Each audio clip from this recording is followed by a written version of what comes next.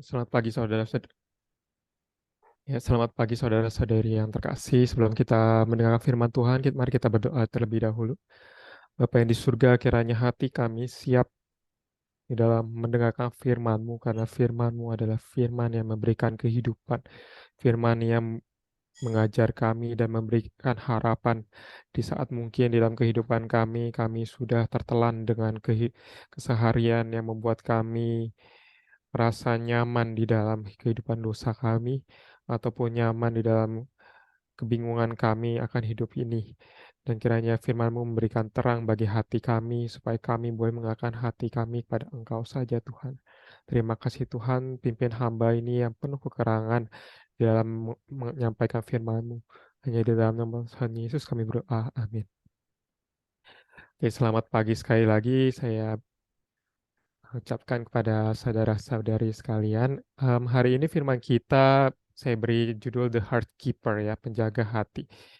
Dan kita ambil dari Amsal 4 ayat 23 hari ini. Mari kita baca bersama-sama. 1, 2, 3. Jagalah hatimu dengan segala kewaspadaan, karena dari situlah terpancar kehidupan. Hari ini ayat firman Tuhan cukup pendek dan um, namun hari ini firman Tuhan menyisakan satu pertanyaan untuk saya. Apa sih yang sebenarnya dimaksud dengan menjaga hati? Amsal 4 ayat 23 ini begitu sederhana ya, menjaga hati. Hati itu sebenarnya ada di mana, rekan-rekan? Kalau misalnya kita ditanya gitu ya, mungkin tunjuknya di dada gitu kan, di sini gitu. Mmm, tapi kita perlu fokus dulu di dalam ayat, Amsal 4 ayat 23 ini, mmm, dan juga ayat sebelumnya, ayat 20, di mana kita juga diminta untuk perhatikan perkataan si penulis Amsal. Kita percaya bahwa Amsal itu berisi hikmat firman Tuhan yang berguna untuk kehidupan kita. Maka itu menjaga hati itu adalah menjaga firman Tuhan di dalam hati kita. Menjaga hati adalah menjaga agar hati kita selalu dikendalikan oleh firman Tuhan, sehingga apa yang keluar dari hati, yakni dalam tindakan dan perkataan, juga dapat dikendalikan oleh kebenaran firman. Tapi saya ingin bertanya, apa sih hati itu gitu ya? Pertanyaan ini simpel, tapi kalau saya tanya di mana sih hati kita, sekali lagi ya, siapa yang dapat tunjukkan di mana hatinya gitu? Biasanya nunjuknya di dada gitu ya. Mmm, tapi sebenarnya di dalam Alkitab, hati itu merujuk pada banyak hal gitu ya. Hati itu merujuk pada banyak hal. Misalnya merujuk pada mental. Mental itu ada di Amsal 25 ayat 20, Mazmur 22. Itu merujuk pada mental, rekan-rekan bisa coba lihat gitu ya. Dan hati itu merujuk pada sukacita. Di Amsal dan Yesaya 66 itu ya. Itu salah tipu, itu 666 nggak ada ya. Yesaya 66 ayat 14. Hati itu juga berkaitan dengan spiritualitas, fisik, dan moral. Jadi semua di dalam diri kita, pikiran, perasaan, dan kehendak, bahkan fisik kita itu adalah bagian dari hati kita. Dan ini adalah konsep orang Yahudi gitu. Jadi sebenarnya nggak ada yang namanya pembagian ya antara hati dengan pikiran. Itu konsep orang modern rekan-rekan. Dan konsep orang Yahudi itu nggak pernah yang namanya memisahkan yang namanya hati dan pikiran. Dan hati itu bahkan berkaitan dengan fisik juga gitu dan spiritualitas dan segala ada di dalam diri kita. Hati itu sesungguhnya punya ruang gitu ya, punya ruang, ya punya ruang yang dapat diisi dan isi itu dapat dipancarkan keluar melalui apa yang kita ucapkan, kita lihat dan lakukan. Dan, ya sejak kecil mungkin kita dididik gitu ya untuk bicara dengan sopan dengan orang tua, dengan orang lain, berkata-kata baik. Kita juga akan belajar. Anak-anak yang dididik seperti itu juga akan belajar berkata-kata seperti itu ya, punya pikiran seperti itu. Tapi kalau misalnya kita mendengar apa yang buruk gitu, kita juga akan belajar dengan berkata-kata yang buruk. Kalau kita melihat alam yang indah gitu ya, rekan-rekan, kalau healing gitu ya, lihat yang hijau-hijau pohon, kita juga akan merasa rileks dan damai. Tapi kalau kita melihat hal-hal yang negatif, berita-berita yang negatif soal korupsi, pencemaran pencemaran lingkungan gitu, kita akan juga pasti diisi dengan pikiran yang negatif. Nah, pertanyaan saya, apakah hidup ini lebih banyak diisi dengan hal-hal yang baik atau hal-hal yang tidak? Rekan-rekan, kenapa di tengah kehidupan yang nggak tentu ini, Amsal minta kita menjaga hati dengan waspada. Menjaga itu perbuatan yang dilakukan kalau ada bahaya. Artinya sesungguhnya penulis sadar bahwa sesungguhnya hidup ini dipenuhi dengan hal-hal yang rusak, yang merusak hati kita dibandingkan hal-hal yang membangun hati kita atau memuaskan hati kita. Seperti em, seperti apa yang kata Paulus katakan di dalam Efesus 5 ayat 6 gitu ya, bahwa kita sebagai anak-anak terang pergunakanlah hari-hari yang ada karena hari-hari yang ada adalah hari-hari yang jahat. Paulus pun mengatakan di dalam Efesus bahwa hari-hari kita adalah hari-hari yang jahat. Kalau gitu, ya mungkin mudah gitu ya. Apakah semudah itu? Eee, kita jauhi saja gitu ya yang jahat dan dekati yang baik gitu ya. Kan terkadang, aplikasi dalam khotbah seperti itu gitu ya. Apakah itu semua gitu ya dan khotbah ini selesai. Tapi, dengan cara menjaga hati apakah semudah itu rekan-rekan? Ternyata menurut saya tidak gitu ya, menurut saya tidak. Karena ada fakta kedua tentang hati. Fakta kedua adalah hati adalah pusat mental kita yang tidak terlihat. Mental adalah cara kita berbicara gitu ya, bersikap. Setiap kita diajarkan bersikap sejak kecil. Misalnya bersikap yang laki-laki itu beda dengan perempuan gitu ya. Misalnya kalau cowok itu tampil maskulin gitu ya, mainnya mainnya mainnya robot-robotan, mobil-mobilan ya, dan juga pakai celana gitu ya, pakaiannya kaos gitu, dan lebih strong, menolong gitu ya, menolong orang lain secara fisik gitu ya. Dan perempuan juga harus tampil feminim misalnya pakai rok, mainnya boneka gitu ya, rambut panjang gitu. Kita diajarin bahwa sikap kita itu bisa dikendalikan oleh diri kita sendiri. Makanya kita dididik sopan santun gitu ya, kalau makan panggil orang gitu ya, nggak boleh lawan orang tua, harus mengasihi sama gitu. Yang diajarkan kepada kita itu tidak salah dari kecil. Kita diajarkan sesungguhnya untuk bisa menjaga sikap, tapi bisa bisa jaga hati kita, bisa jaga hati orang lain gitu ya, bisa jaga hati pasangan kita, bisa jaga hati orang tua kita, anak kita, bisa jaga hati sahabat kita bisa menentukan semuanya. Tapi hari ini saya ingin kita mungkin sedikit merenungkan bahwa apa yang namanya menjaga itu tidak sama dengan yang namanya mengontrol, mengendalikan hati kita. Kita sesungguhnya tidak bisa lihat hati kita dan kita tidak bisa mengendalikan hati kita. Sesua karena hati kita itu sesuatu yang tidak terlihat, gitu ya, yang nggak ada wujudnya, yang kita nggak bisa lihat sama sekali. Saya ambil, satu ilustrasi ketika rekan-rekan mungkin di sini semua menganggap duit itu berharga gitu ya, duit itu berharga gitu kan. Nah, tapi coba, sekarang ditutup matanya gitu ya, dan saya pernah melakukan ini gitu kepada anak muda, dan coba ketika tutup mata ini rekan-rekan bayangkan saja karena kita lagi di Zoom gitu ya, nggak bisa praktik gitu ya. Ketika tutup mata ini coba saya akan lempar uang itu gitu ya, saya akan lempar uang itu dan coba tolong ditangkap uang itu gitu, apakah bisa?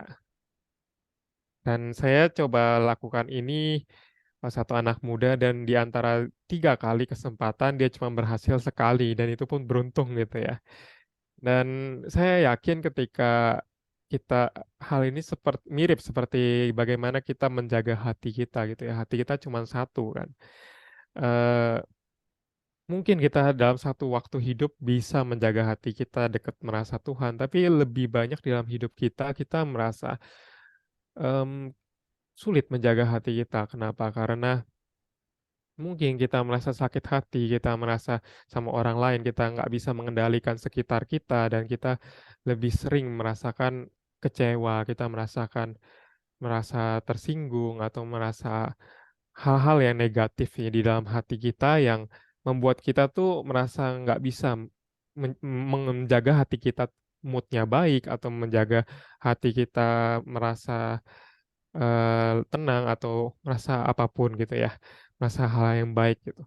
Mungkin kebanyakan hidup kita diisi oleh hal yang negatif gitu, lebih mudah mengingat hal yang negatif.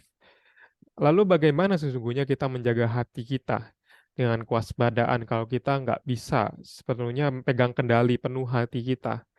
Ada 3 pelajaran dari kebenaran firman Tuhan hari ini yang dapat menolong kita. Yang pertama adalah aware gitu ya, aware, sadar. Apa yang kita jaga itu adalah apa yang kita ulangi setiap hari. Apakah pernah, rekan-rekan mendengar istilah ini gitu ya, "You are what you think." Ini satu istilah yang cukup populer gitu ya di dalam zaman kita ya. Kamu adalah apa yang kamu pikirkan. Menurut rekan-rekan apakah ini benar? Apakah benar kalau kita pikir kita bisa berubah jadi lebih baik? Apakah kita bisa menjadi orang baik apakah kalau misalnya kita berpikir gitu ya, berpikir kita bisa hidup sehat, maka otomatis kita akan hidup sehat. Apakah kalau aku berpikir, aku otomatis bisa main musik, apakah otomatis kita akan jago gitu ya, setara seperti Beethoven atau pemain musik profesional.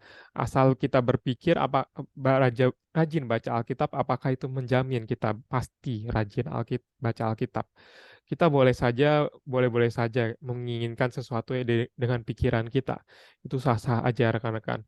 Kita ingin jaga hati orang tua kita gitu ya, kita menjaga hati anak kita gitu ya, kita mengasihi dia, tapi seringkali kita mengecewakan mereka gitu ya, atau kadang-kadang mereka nggak cocok gitu dengan cara kita. Dan atau mungkin kita ingin jaga hati pasangan kita gitu ya, supaya tetap mengasihi kita, tetap nyaman sama kita. Tapi semakin kita kenal pasangan kita, semakin ada banyak hal yang nggak cocok dan semakin banyak pertengkaran gitu ya, hal yang nggak cocok dalam hidup kita. Dan ya mungkin kita ingin jaga sikap hati dengan orang lain gitu ya, tapi ternyata orang lain bisa juga berbicara tentang hal negatif di belakang kita. Tapi di dalam Amsal 4 gitu ya, kita kan juga disuruh beroleh hikmat gitu ya. Berpeganglah pada didikan, janganlah melepaskannya gitu ya. Tapi artinya berpengetahuan dong gitu ya, kan kita suruh berhikmat gitu ya. Iya, sesungguhnya benar kita perlu berhikmat, kita perlu bijaksana, belajar banyak, tapi jangan lupa rekan-rekan, kita juga disuruh jangan menyimpang dan memelihara hikmat. Kita diminta memelihara hikmat. Maka itu orang berhikmat itu tidak cukup tahu banyak hal, tapi perlu juga setia melakukan kebiasaan yang baik. Kita juga tidak bisa berharap mungkinnya dengan khotbah ini gitu ya, otomatis sepanjang hari ini kita akan jadi orang yang berhikmat atau bisa menjaga hati 24 jam rekan-rekan. Karena sesungguhnya, eee, ya ibadah itu kan cuman bentar ya, ini cuma 1,5 jam. Sisanya ada 22 jam gitu ya, kurang lebih sisa untuk menjalani kebiasaan kita. Mungkin kebiasaan kita yang lain gitu ya, saya nggak tahu kebiasaan kita di belakang apa gitu ya. Tapi mungkin dipenuhi dengan, kebiasaan nonton medsos gitu ya, berjam-jam ataupun, malas gitu ya, kebiasaan mungkin nonton video porno gitu ya dalam gadget kita atau mungkin, mmm, ngosipin orang atau mungkin mikirin hal-hal yang negatif, saya nggak tahu gitu ya. Kebiasaan tapi rekan-rekan di dalam surat Paulus 1 Tesalonika 5 gitu ya ayat 23, Paulus juga menuliskan bahwa Semoga Allah damai sejahtera menguduskan kamu seluruhnya, dan semoga roh, jiwa, dan tubuhmu terpelihara sempurna dengan tak bercacat pada kedatangan Yesus Kristus Tuhan kita. Paulus menulis gitu ya, eh, ketika Paulus menulis ini gitu ya, em, artinya kita sebagai anak-anak Allah itu perlu menjaga hati dengan memelihara tubuh kita dengan kebiasaan yang baik, bukan yang buruk. Dan setidaknya apa yang Kak Paulus katakan ini secara modern ya, secara hidup modern itu benar gitu ya. Menjaga kebiasaan itu juga menjaga hati itu juga menjaga gaya hidup rekan-rekan. Yang saya coba rangkumkan dengan 4S ya gitu ya. 4S itu sleep, sugar, exercise, S ya. Mungkin agak sedikit maksa gitu ya. Dan stress gitu ya. Nah, yang sleep itu misalnya tidur gitu ya. Tidur itu seringkali dilupakan. Tapi tidur itu penting gitu ya. Karena tanpa tidur gitu ya, dengan tidur yang cukup ya, tidur yang cukup, kesehatan kita jadi lelah, kita akan jadi lelah gitu ya dan moody gitu kalau kurang tidur. Misalnya sugar juga, sugar itu gula gitu ya. Kita perlu perhatiin nutrisi kita. Kebanyakan gula tidak baik untuk tubuh kita dan juga bisa jadi sumber anxiety. Nah, kecemasan ya. Terus juga exercise gitu, olahraga itu ya tentu membuat tubuh sehat gitu ya. Dan juga nggak cuma tubuh tapi mental dan stres gitu ya. Kita juga perlu aware kalau misalnya kita bisa overwhelm sama kerjaan sama kesibukan kita. Bukan berarti sedikit-sedikit stres ya rekan-rekan gitu ya, tapi punya damai sejahtera dari Allah di tengah kesibukan yang ada. Tapi apakah pertanyaannya menjaga kebiasaan baik aja cukup gitu ya? Kenyataannya orang-orang dunia juga punya kebiasaan baik gitu. Mereka bukan saja orang barbar gitu ya, orang yang nggak punya hidup gitu ya. Tapi ada yang pinter gitu ya, ada yang berprestasi, ada yang bahkan lebih sopan, lebih bijaksana gitu ya. Lalu apa bedanya kita dengan mereka? Sesungguhnya Amsal itu nggak cuman sekedar kasih nasihat supaya kita menjaga kebiasaan baik, tapi mengisi hati kita dengan firman Tuhan. Itulah menjaga hati. Kenapa? Karena hati manusia pun sebenarnya sudah rusak oleh dosa. Oleh karena itu saya juga merasa perlu poin kedua ini, yaitu adalah meminta Tuhan mengubahkan hati kita. Kita yang ditebus dosanya oleh darah Kristus adalah kita yang dipulihkan hatinya oleh Kristus. Ketika diperbaharui, hati kita bukan lagi hati yang diisi oleh dosa. Efesus 4 ayat 22 ayat 24. Paulus mengatakan agar kita meninggalkan manusia yang lama dan memiliki pikiran dan roh, which is itu adalah hati yang baru. Punya hati yang baru tidak selalu nyaman bagi kita, gitu ya. Sesuatu yang baru tidak selalu nyaman untuk kita, gitu ya. Kita perlu membiasakan diri. Ketika kecil misalnya saya biasanya bersekolah di sekolah Kristen ya yang punya AC gitu ya. Dulu pas kecil saya pernah pindah gitu kan. Terus sekolah di tempat yang ber-AC, gedung gitu ya. Tapi terpaksa kemudian pindah ke sekolah yang pakai kipas gitu ya. Kipas angin gitu ya. Terus bau pesing gitu ya, bau sampah. Dan itu nggak nyaman rekan-rekan. Dan sampai pertama kalinya saya kaget gitu ya, saya nggak mau sama sekali ikut aktivitas sama sekali. Dan mungkin sebaliknya rekan-rekan, mungkin ada juga pengalaman yang kita sudah membantu orang yang sulit gitu, yang orang dulu hidupnya sulit, orang miskin gitu ya dengan duit. Tapi ternyata dia punya duit gitu. Akhirnya uang itu dihabiskan oleh hal yang sementara, foya-foya gitu bahkan ya. Terus akhirnya kembali lagi ke kehidupan yang lama gitu ya. Rekan-rekan mungkin kita bisa sesungguhnya nggak nyaman gitu ya ketika menempuh hidup baru sebagai orang percaya percaya Kristus. Ya, misalnya kita nggak bisa sederhananya kita misalnya nggak bisa lagi minum minuman, nggak bisa lagi judi gitu ya, nggak bisa lagi rokok. Ya mungkin ketika kita baru percaya gitu, kita diajak teman gitu untuk melakukan hal itu, kita nggak nyaman gitu ya, kita takut untuk menolaknya karena nanti juga takut kehilangan teman-teman kita selama ini.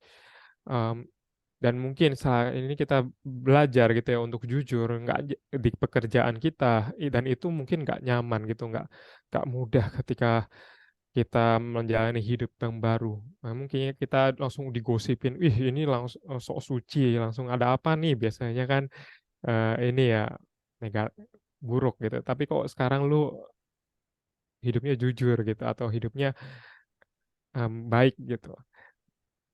Seperti saya yang mungkin mengeluh gitu ya, baru pindah sekolah yang tidak nyaman, wajar gitu ya jika kita diliputi ketakutan ketika kita ingin menerima sesuatu yang kita tidak kenal dan sesuatu yang baik. Tapi ingatlah Kristus sesungguhnya tidak mempertahankan kenyamanannya di surga dan memilih untuk hidup di tengah-tengah dunia yang penuh dosa. Dia bahkan dia bahkan mati untuk dosa-dosa kita. Tujuan Kristus adalah melaksanakan kehendak Bapa di surga supaya kita memperoleh hidup yang kekal. Supaya kita yang suka bermain-main dengan kubangan dosa, hidupnya biasa gitu ya, main di dalam dosa-dosa kita boleh bersama-sama dengan Allah di dalam kerajaannya di surga. Kan ingatlah karya Yesus di atas kayu salib yang seharusnya tidak menderita, memilih untuk menderita karena dosa kita. Kita seharusnya yang mati, tetapi Allah memberikan anaknya yang tunggal untuk kita. Nah, barang siapa yang memilih Kristus di dalam hatinya, dia akan memiliki hati seperti Kristus yang mau taat kepada Allah. Di dalam hati yang diubahkan, sesungguhnya hati kita bukan lagi milik kita sendiri, tetapi hati kita adalah milik Tuhan. Dalam perlindungan Tuhan ada damai sejahtera di tengah badai. Ada janji bahwa kita tidak akan mati kekal, tetapi memperoleh hidup yang kekal di dalam kerajaan Allah. Jika saat ini kita masih ragu-ragu, mintalah kepada Tuhan untuk memberikan hati dan iman kepada Allah. Yang ketiga, poin ketiga, be progressive gitu ya. Jadilah progresif in Christ likeness gitu ya. Dikaitkan hati kita dengan hati Kristus. Orang yang memiliki hati yang baru adalah orang yang terus rindu untuk mendekatkan hatinya dengan Kristus. Terjemahan Amsal King James Version punya terjemahan yang menarik untuk kita simak. Above all else, keep your heart. Yaitu di atas segalanya, jagalah hatimu. Artinya di atas segala hal, teruslah jaga hatimu. Di dalam situasi ini, kita perlu mengisi terus hati kita dengan kebenaran Tuhan dan membuat dosa-dosa lama kita lapar. Apakah kita bisa menunggu untuk bertobat dari dosa kita? Tidak karena apa yang hati kita pasti diisi oleh sesuatu. Calvin mengatakan bahwa hati kita adalah pabrik berhala. Ya, setiap detik kita mencari sesuatu yang kita sembah. Menyembah bukan berarti bersujud-sujud ya rekan-rekan ya. Tapi sesuatu yang paling penting yang menggerakkan perasaan, pikiran, dan perilaku kita, itulah yang kita sembah. Tuh ya. Jadi apa yang saat detik ini paling penting, yang paling banyak sekali kita habiskan waktunya, itulah yang kita sembah. Jika kita tidak terus-menerus berperang dalam dosa, dosa akan semakin parah. Ya, Lukas 11 ayat 22 sampai 24 itu ya. Ketika Yesus mengusir setan dari diri seseorang, ketika setan itu keluar, namun orang itu nggak mengisi hatinya dengan apa-apa gitu ya, maka iblis itu kembali menduduki hati orang itu dan bahkan lebih jahat serta mengerikan. Dengan kan tidak ada jalan tengah sama sekali di dalam hati kita. Misalnya di dalam menyembah Kristus, nggak bisa sambil menyembah yang lain. Ya, maka itu jika kita menyembah Kristus dan membiarkan hal lain menempati, dan kita nggak bisa membiarkan hal lain menempati hati kita. Jika kita memiliki hati seperti Kristus, kita perlu memiliki perkataan, perbuatan, dan mata dan kaki seperti Yesus. Ya, misalnya berdoa, perkataan adalah perkataan yang tidak berhenti-hentinya doa, yaitu terus berkomunikasi dengan Allah. Berdoa tidak harus tutup mata, telipat tangan, tapi juga bisa berkata-kata, misalnya, Tuhan, aku punya pikiran negatif dengan diriku, tapi Tuhan mau mati bagiku. Dan lalu bagaimana dengan mata gitu ya? Mata. Mata itu terus memandang Yesus. Mata yang melihat diri dan orang lain berharga karena kasih Yesus. Lalu kaki. Kaki yang melangkah penuh harapan. Karena Allah berjalan dengan kita. Kita tidak pernah sesungguhnya berjalan sendiri. Karena sesungguhnya Allah melalui Kristus sudah tinggal di dalam hati kita. Maka itu perjalanan hidup kita itu bukan perjalanan yang dilakukan oleh sendiri gitu ya. Tapi perjalanan yang digandeng gitu, digandeng dengan Allah yang adalah Bapa kita. Seperti anak kecil yang digandeng orang tuanya gitu. Demikianlah Allah menggandeng kita. Allah menggandeng kita dengan kasih dan harapan. Menjaga hati bukan berarti menjaga agar tidak sakit, rekan-rekan, tapi memenuhi hati kita dengan kasih Allah yang memulihkan sesama.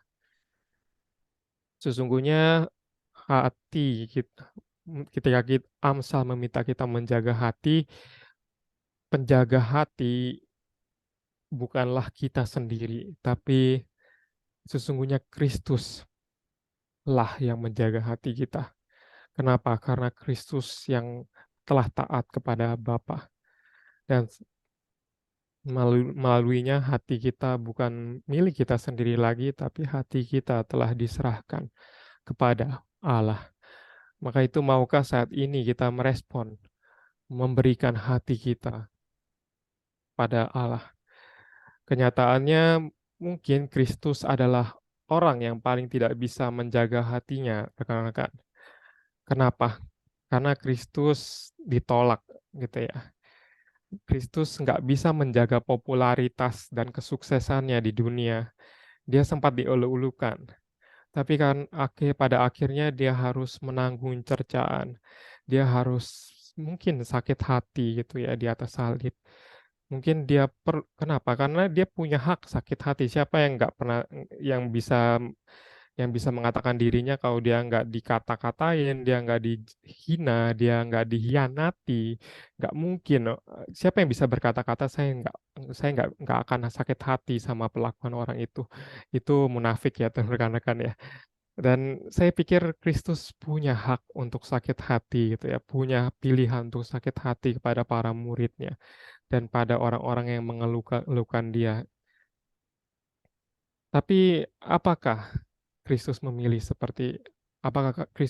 memilih untuk menjaga kenyamanan hatinya?